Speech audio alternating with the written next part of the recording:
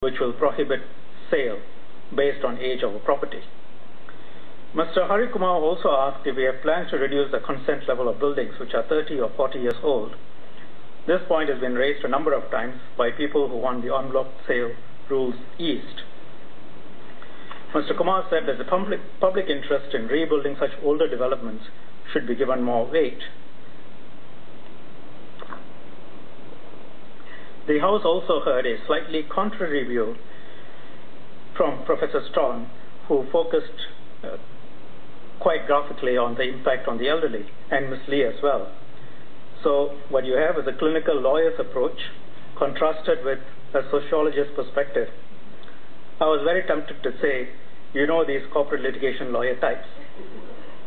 They are all logic and no heart. But since Mr. Kumar has at times shown that he has a heart, I can't say that, I think. However, humor aside, as of now, we see no compelling reasons to reduce the consent level. For older properties, the case for redevelopment is much stronger, and it really should not be difficult to achieve the 80% consent level. And if people don't want to sell, if you can't get 80%, people don't want to sell. And without doing any research, they may well have people who have stayed there for a longer period of time, have a greater attachment, that may well fall into the category that Professor Strawn was talking about, older people. And if they don't want to sell, you don't want to force them to sell either. So yes, there are arguments both ways. And we never say never, but we don't see at this stage a reason to change voting requirements. Mr. Kumar suggests also keeping the threshold to 50% for subsequent attempts in respect of the rule that we are proposing of a 2-year moratorium. And moratorium is actually not the best word to describe it. When you have a failed attempt and you want to try again, you need to get a 50% consent before you try. And if you fail again within that 2 period, you need an 80% consent level before your second try and all subsequent tries. There is really no right and wrong level of threshold. We have to make a judgment call. Within a 2-year period, if there were already 2 previous en bloc attempts which have failed, I think the signal from the majority, or at least a significant minority of the owners, is quite clear. Those who are pushing for en bloc sales should then respect the wishes of that significant minority. If we keep the threshold level at 50%, this means that if only 50% of the owners are keen on an en bloc sale, they can make further failed attempts within a 2-year period, even if it is clear that they cannot get the 80% level for the sale. Now, really, there can be no objection in principle to requiring that before you start the entire process, you make sure that you're going to succeed.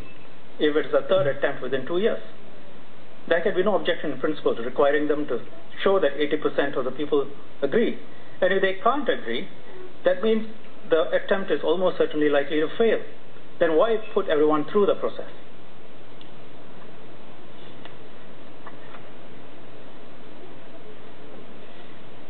Our point also is that common funds are used in this exercise, and Mr. Kumar says, well, you can mandate that and say that they must pay out of their own pocket. Yes, we could do that, but there is the other aspect which I've emphasized, which is inner development. People, if they've made their views extremely clear and there is no realistic prospect of success, should not be bothered again and again. And when the 2-year period has lapsed, the consent level to convene an EOGM reverts to the lower 20 or 25% levels.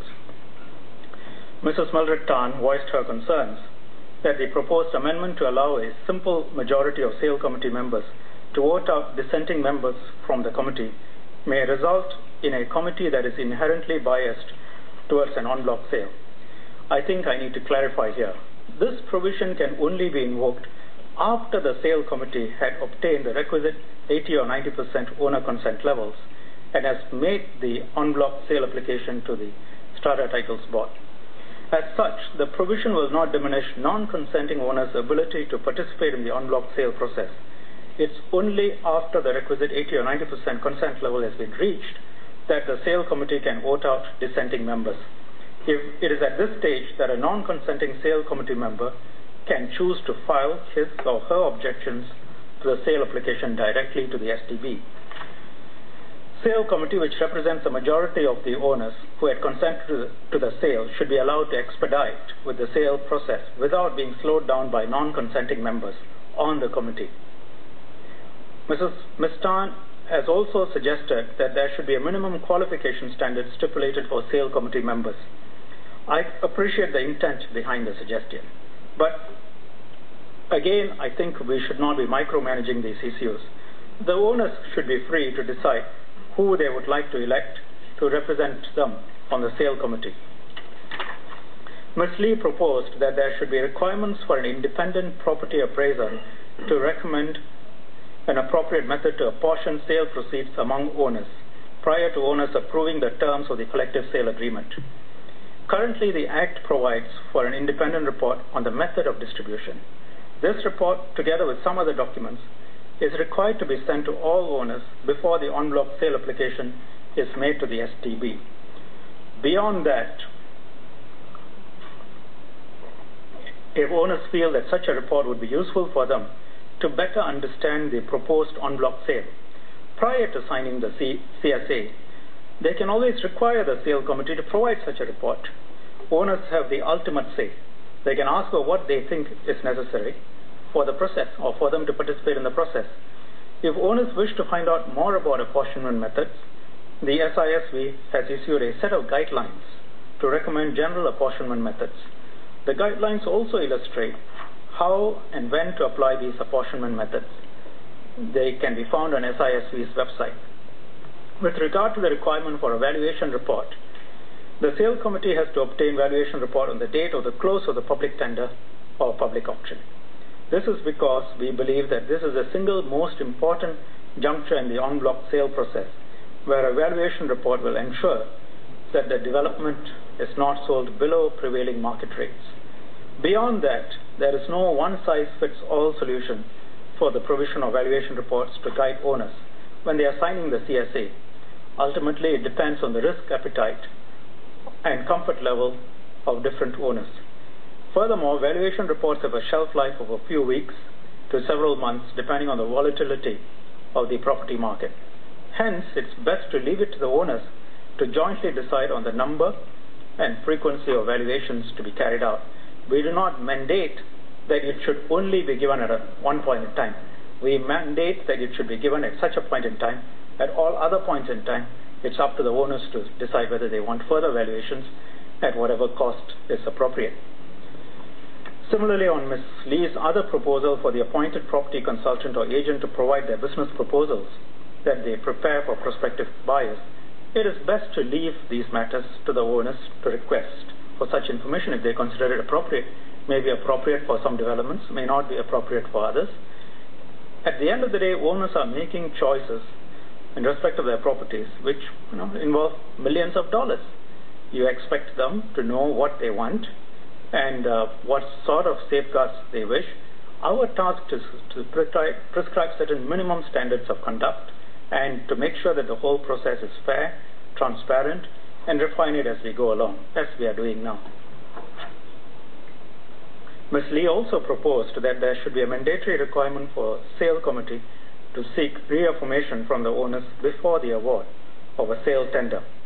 The sale committee has to act in accordance with the mandate specified in its CSA. Thus, it really depends on what mandate is given to the sale committee.